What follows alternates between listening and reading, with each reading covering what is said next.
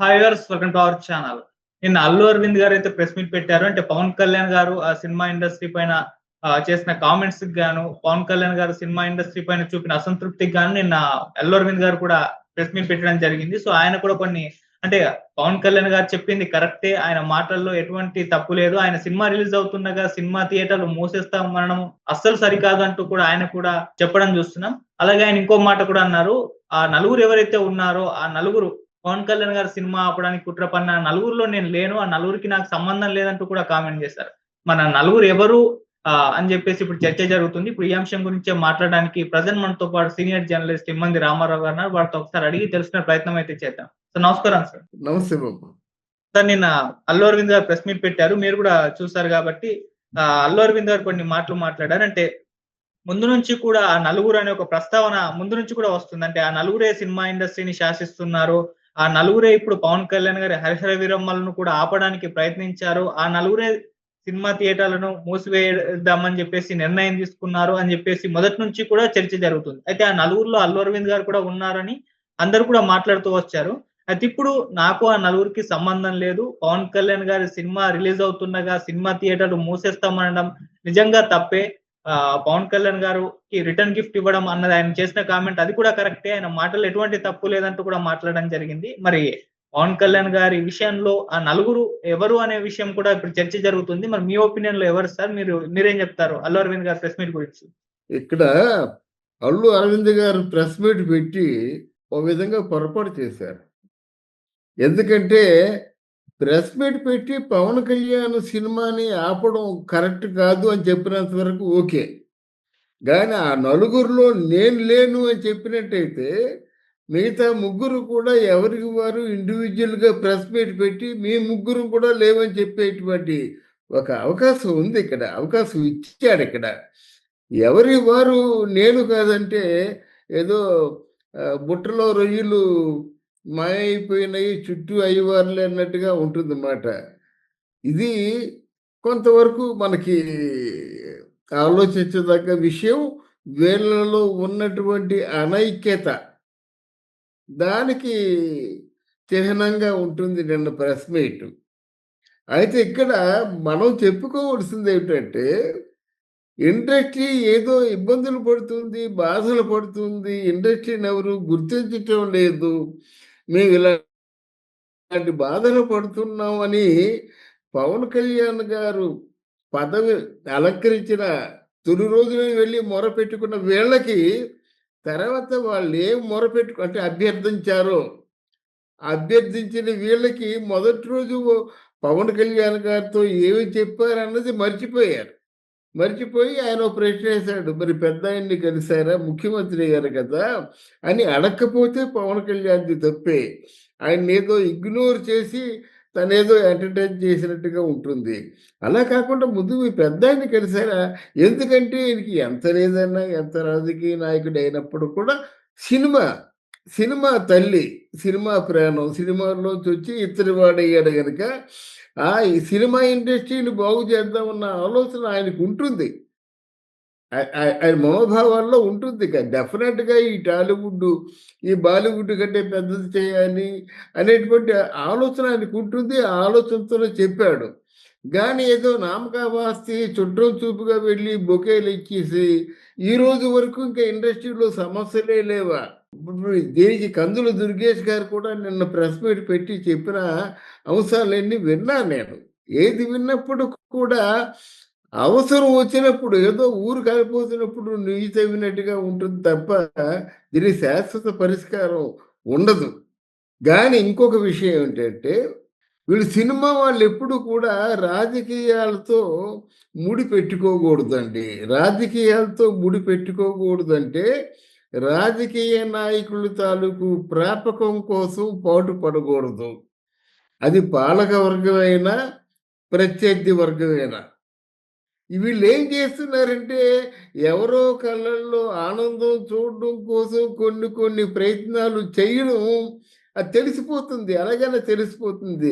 లేకపోతే ఈరోజు 'పవన్ కళ్యాణ్' సినిమాకి థియేటర్లు లేకపోవడం ఏమిటి? అందువల్ల ఇది అందరికీ ఆశ్చర్యమే. ఇది పవన్ కళ్యాణ్ తాలూకు అభిమానులందరికీ, అలాగే కూటమిలో ఉన్నటువంటి వారి తాలూకు కూడా చాలామంది కార్యకర్తలకు గాని, అభిమానులకు గాని అందరికీ కూడా ఈ ఆ నలుగురు ఎవరు? లేతే ప్రతిఘటించినటువంటి పెద్దలెవరనేటువంటి అంశం మీద చాలా సీరియస్‌గా ఉంటారు. తర్వాత సినిమాలకు కూడా కొంత డ్యామేజ్ జరుగుతుంది. ఇది ఆహ్వానించదగ్గ పరిణామం కాదు. పవన్ కళ్యాణ్ సినిమా వచ్చినట్టయితే థియేటర్‌కి వచ్చిన నష్టం ఏంటి? ఎగ్జిబిటర్స్‌కి వచ్చిన నష్టం ఏమిటి? బానే పోతాయిగా. అసలు బోనీలు లేకుండా ఉండవు కదా! అందువలన వీళ్ళు చెప్పినటువంటి కుంటి షాకులు అనిపిస్తుందన్నమాట. అంటే వాళ్ళు చెప్పినటువంటి ఫిర్యాదుల్లో అంటే వాళ్ళు ఏదైతే అభ్యర్థిస్తున్నారో దాంట్లో నిజాయితీ లేదనిపించింది. పవన్ కళ్యాణ్ సినిమా చాలా ఎ ఎదురు చూస్తా ఉన్నారన్నమాట. ఆకలితో ఉన్నారు. డెఫినెట్‌గా ఆయన రాజకీయాల్లో బాగా అంటే అంతే మంచి విజయం సాధించిన తర్వాత వచ్చిన మొట్టమొదటి సినిమా ఇది. గనక దీనికే ఆహ్, ఈ సినిమా ఆడకుండా చేస్తామని వైసీపీ వాళ్ళు కొన్ని బీరవాక్యాలు పలికారన్నమాట. కొన్ని పేద అరుపులు అరిచారు. దాన్ని నిజం చేసినట్టుగా అవుతుందిక్కడ. మీకు సంబంధం ఉన్నా, సంబంధం లేకపోయినా హరిహర వీరమల్లు రాజకీయాలతో ముడిపడిపోయింది.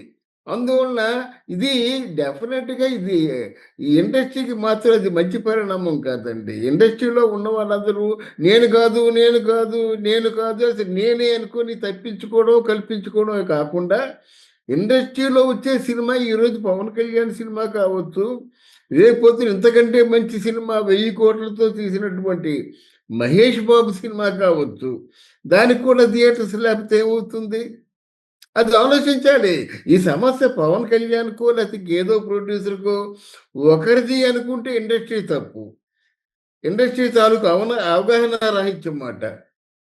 అలా కాకుండా టాలీవుడ్‌లో ఉన్నటువంటి ఈరోజు దుష్పరిణామాలకి శాశ్వతంగా బ్రేక్ వేసే, చెక్ పెట్టేటువంటి ఆ విధంగా వీళ్ళు ప్రయత్నాలు చేయాలి.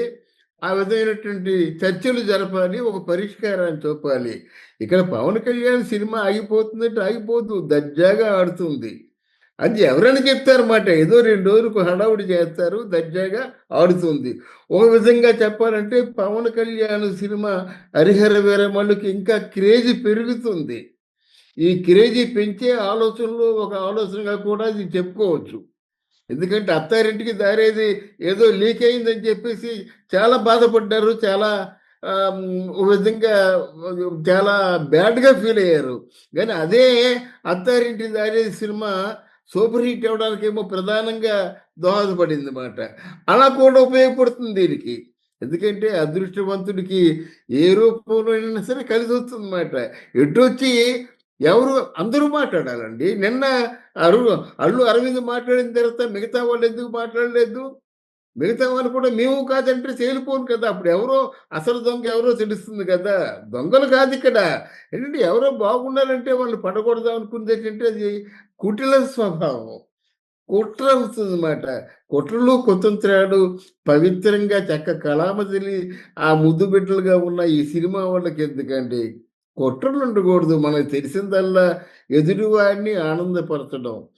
ఎదుటివాడినేంటంటే కొంచెం తెలివితేటలతో ఆలోచించే ఒక మంచి కథా వస్తువులు ఎన్నుకొని సమాజ హితం కోసం పాటుపడడం గానీ మనకెందుకండి పగలు, ప్రతీకారాలు, కుట్రలు. ఈ విషయం ఆలోచించారన్నమాట వీళ్ళు. అరవింద్ మాట్లాడాడు. గానీ అరవింద్ అలా కాకుండా ఓహ్! ఈ ఈ సమయం 11థ్ అవర్ వచ్చింది.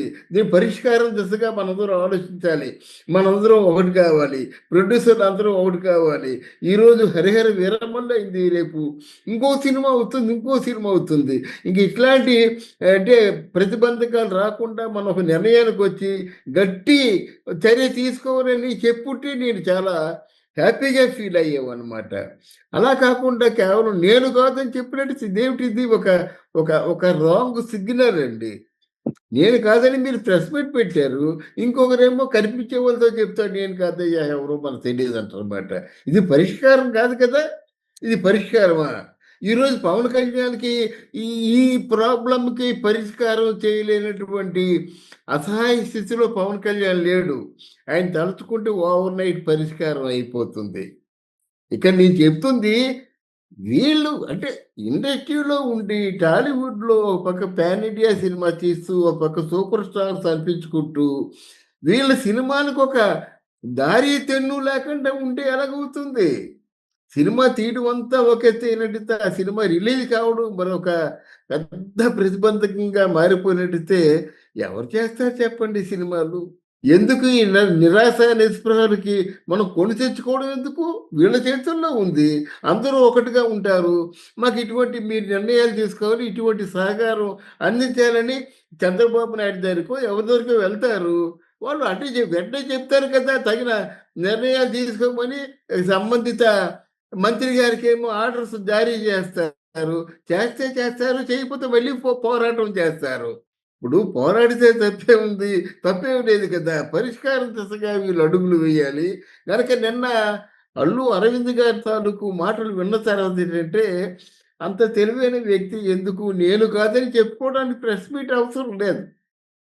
ఎక్క ఎక్కడ చెప్పినా అది స్ప్రెడ్ అవుద్దిమాట.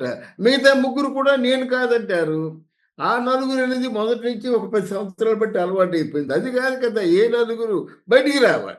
అంటే ఎవరు వాళ్ళు మేము కాదండి బాబు ఉన్నారులెండి అంటారన్నమాట. వాళ్ళు ఎందుకంటే తప్పించుకుంటారు కదా వాళ్ళు.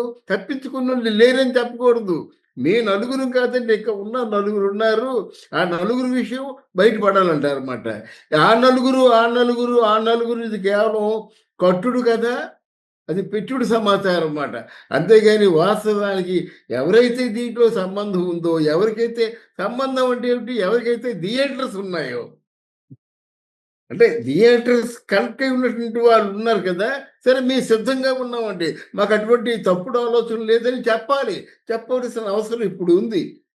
అది చెప్తున్నానన్నమాట నేను.